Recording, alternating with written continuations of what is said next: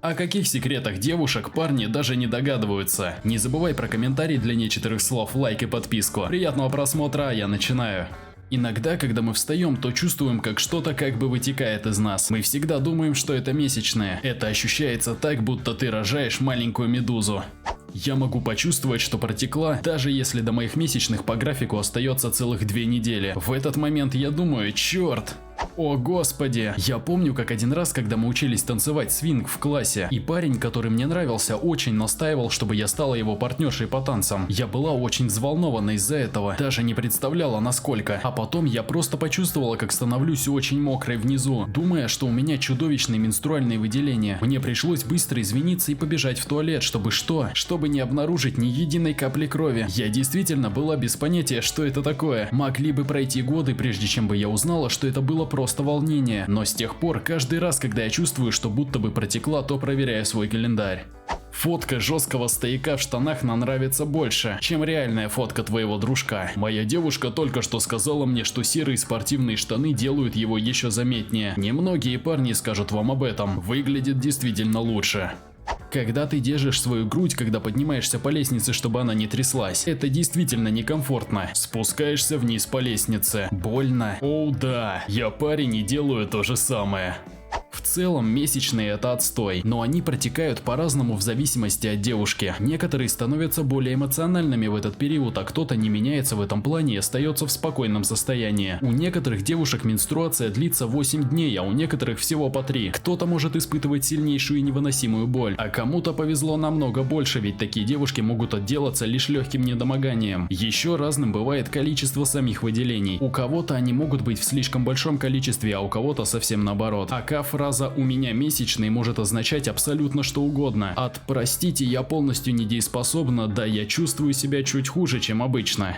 Однажды я испытала настолько сильную менструальную боль, что не могла ходить. Чтобы хоть как-то справиться с этим, я решила лечь на диван в позу эмбриона. Несколько минут спустя я почувствовала дикое желание пописать. Еще через какое-то время я ощутила вспышку боли по всей спине и уже смирилась с тем, что у меня вряд ли выйдет просто встать и пойти. Безумная вспышка боли просто-напросто не давала мне развернуться. Я находилась в таком состоянии без всяческой возможности пошевелиться с очень полным мочевым пузырем 20 минут. Когда мне все-таки удалось подняться, то я все равно не могла ходить прямо, поэтому я просто с горем пополам заковыляла в ванную. Между тем, моя коллега из колледжа была в недоумении, когда услышала, как мы с девчонками делимся друг с другом историями ужасов, связанными с менструацией, потому что она никогда не ощущала особого дискомфорта. Ни вздутия живота, ни мигрени, ничего такого. Это подтверждает слова выше о том, что ощущения во время месячных совершенно разные у каждой девушки.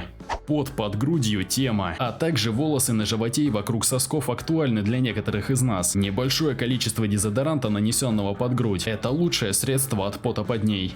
Как же медленно нам нужно вытаскивать сухой тампон, чтобы не уничтожить нежные стенки к чертям. ОМГ, это, худшее чувство из всех. Я будто бы вытаскиваю сено из себя. Изменено. Да, я не умею выражаться. Роды сухого малыша тампона – это причина номер 1, по которой я перешла на менструальную чашу. Надевать трусики с выделениями – это просто ужасающе, особенно после похода в туалет, ведь во время сия важного дела они успевают реально остыть. Холодные, влажные и слизистые выделения из трусиков сосут. Представьте себе, каково ходить так весь день. Эта вещь может касаться не всех женщин, но я все же скажу. Лично мне нужно гораздо больше прелюдий перед самим кексом, чтобы действительно насладиться им. Большую часть времени мне не хватает обычного проникновения, как сильно мы бы этого не хотели. Целуй ее шею, кусай мочки ее уха, шепчи ей на ухо о том, как она горяча. Используй свои руки, чтобы исследовать ее тело, целуй внутреннюю поверхность ее бедер, медленно дразня ее. Не позволяй ей дойти до пика вплоть до крайнего разочарования. А в финале, когда она будет умирать от возбуждения и не выдерживать, войди в нее. Создание подобного настроения не обязательно должно происходить во время кекса. В течение дня можно отправлять сообщения со флиртом и фотографий, на которых вы шалите во время работы. Пьяные девушки в ванной комнате – это просто наимилейшие девушки на свете. Черт возьми, если я говорю о том, чтобы ты продолжал делать все именно так, как делаешь, это не значит, что нужно менять хоть что-то в этом. Не ускоряйся, не замедляйся и не дай бог не меняй позу. Просто оставь все так, как есть сейчас. Пожалуйста.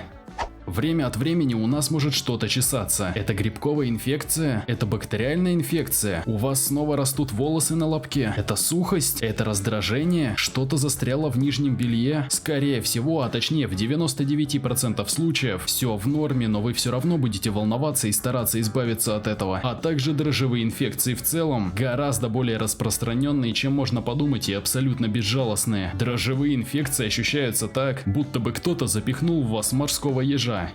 Некоторые из нас становятся очень возбужденными во время менструации или незадолго до этого. Не лучший момент, и не так много мужчин это понимают. Моя жена возбуждается и раздражается одновременно. Определенно не лучшее сочетание. Она будет жаловаться весь день, а потом удивиться, почему я не начал ничего с энтузиазмом инициировать в постели. Мне потребовалось несколько лет, чтобы уловить данную закономерность.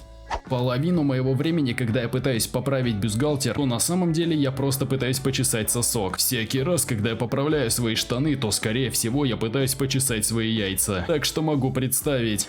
Я полагаю, что парней предупреждают о неожиданных стояках, когда они занимаются кексом. Так же, как предупреждают девушек, что выделение это нормально, когда они переживают период полового созревания. Я вижу много споров по поводу упомянутых стояков. Я думаю, девичий секрет заключается в том, что иногда нам приходится посещать дамскую комнату, потому что наше белье промокает до невозможности. Здесь идет речь о старшем среднем школьном возрасте, так что будьте осторожны с ответами, лол. Выделения могут затвердевать и образовывать дыры в нижнем белье, если его долго не стирать. Извините за грубость. Подростки тоже могут быть ужасными грязнулями, лол. В то время, когда я еще не знала, что это нормально, я просто собирала свое белье и выбрасывала его, потому что мной руководили чувства стыда и неловкости. Половое воспитание – это именно то, что необходимо всем нам. Наши любимые лифчики не стираются по 2 недели. Изменено. Сейчас зима, так что, наверное, мне следовало сказать 6 недель. Упс.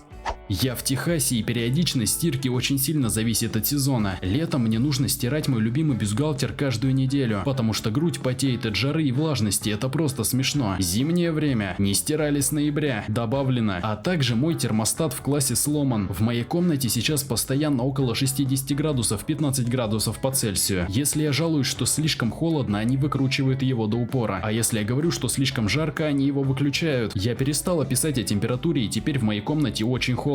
Так что в моем графике стирки лифчиков нет ничего ужасного. То есть да, конечно, думаю, я постираю его на следующих выходных. На сушку на воздухе уходит целый день. И да, теперь мой самый популярный комментарий касается того, что я не стираю свой любимый бюстгальтер.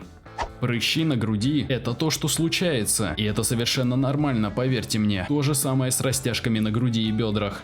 Ах да, растяжки на бедрах и груди. Привет некоторым людям, которые говорят, что им не нравятся растяжки, но они фетишируют на большие бедра и грудь. Мой дорогой, у меня для тебя плохие новости. Иногда нам также приходится делать очень длинный шаг, потому что менструальная кровь и выделение могут сделать нас мокрыми внизу. У нас так много проблем, связанных с волосами. Выщипывание случайных темных волосков на сосках. Попытка выровняться, когда мы бреемся. Мы скрываем от наших парней порезы от бритвы и вросшие волосы. Прежде чем выйти из душа, мы должны доставать волосы из наших задниц, которые выпали после мытья волос. Лобковые волосы растут и потом торчат из нижнего белья. Они застревают в прокладках. Спасибо, что досмотрели ролик до самого конца. Не забывай ставить лайк и подписываться на канал. Ну и про комментарии для нечитанных слов не забудь. Спасибо за ваш актив и предлагаю посмотреть вам вот эти 2 ролика. До скорых встреч!